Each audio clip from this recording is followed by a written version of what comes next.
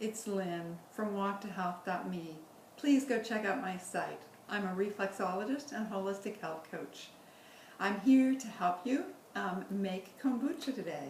I have many clients who I've shared my kombucha scobies with.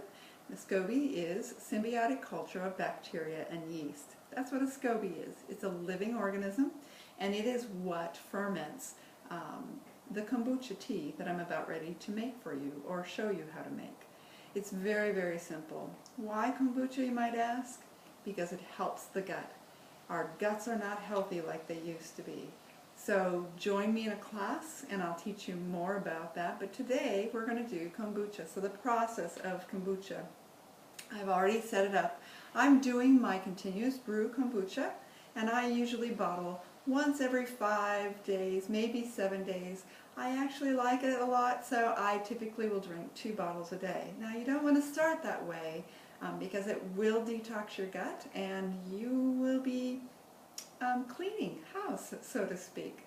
So you may want to only start with a half of a bottle or a full bottle. What I've done over the past is just save the bottles of kombucha that I bought and delabel them and then use them. They make excellent bottles for putting your kombucha tea in. So at first I purchased bottles that have those tops on them, which are great, but I like to put chia seeds in my bottles, and they don't quite go in quite as nice as these bottles do. So the first thing that you want to do is you want to make your tea. In making your tea, you want to get filtered water and boil it. I use a gallon for my tea, and I use a half gallon or 8 cups. This is a Pampered Chef container for my simple syrup. I don't mix the two together until I'm ready to pour them into the kombucha itself, and I use this 2-gallon container to then pour into here. But first I start with a 1-gallon container for my tea and a half-gallon container for my simple syrup. How I do this is I use this organic sugar, and I use 1 cup of sugar. Some people may want theirs a little more sweet, but I really do prefer just the 1 cup. Now, I don't eat sugar, any refined sugar. This is a different system, and if you're allergic to sugar, respond negatively to sugar, mind you that the SCOBY, this is the SCOBY's food. It needs this so that the yeast can eat it up, and that's what ferments your tea, and the fermentation is good for your gut. Now you think ferment, is that alcohol? Kombucha is not alcoholic. It has a small level of alcohol, but it's kind of like kimchi or sauerkraut or the like. So it is not alcoholic. It's good for children. It's good for kids with ADD, ADHD. So it's a very good thing. So think of it as like a sourdough start, and that's kind of what this is.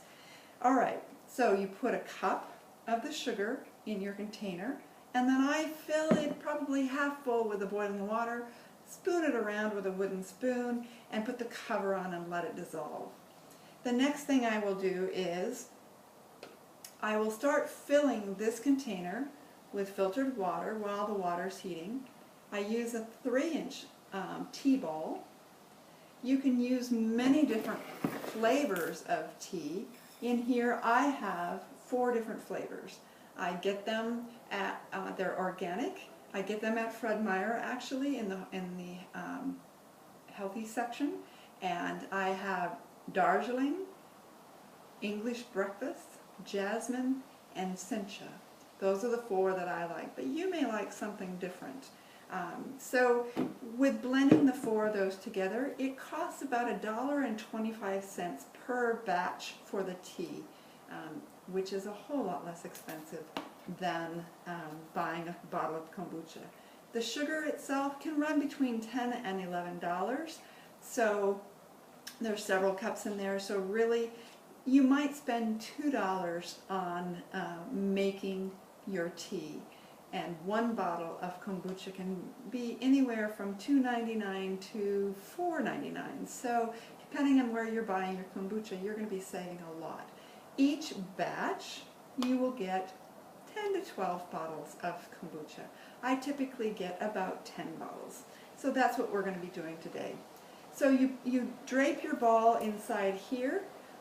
I fill it with about half a gallon of tap water, not just tap water, it's the filtered water, and that's cool water because you don't want to scorch your tea.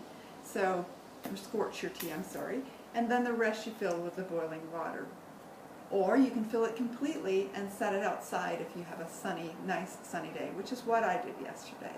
So I do this process the day before I'm going to bottle. And that is so that you can get your hot stuff to room temperature. If you have anything hotter than 80 degrees, you have risk of killing your SCOBY. Your SCOBY needs to be kept no higher than 82. 82 is on the high end. You want to only have it to 80. And so I typically have mine plugged in because in the wintertime it could get a little cool in my home, and then in the summertime you got to just keep it temperate, and it's really nice if you just have this around here. And there's a place that you can get that from, and that is mentioned on my site. So go to walktohealth.me and find that information. So we have this ready to go. So I'm going to set this aside and show you the process that we want to go through. Kombucha also does not like soap. Soap can kill the SCOBY. So you want to use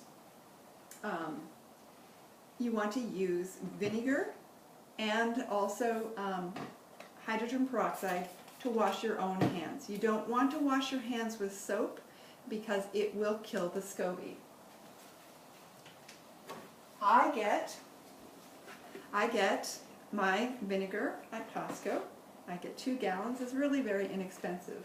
So you want to use your vinegar, and I always wash everything that I use with vinegar.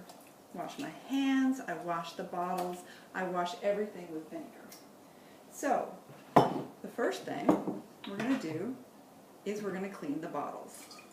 This takes a little bit of time, but it's really not that much time. So I take a little bit in each one, and then I put the lid in my bowl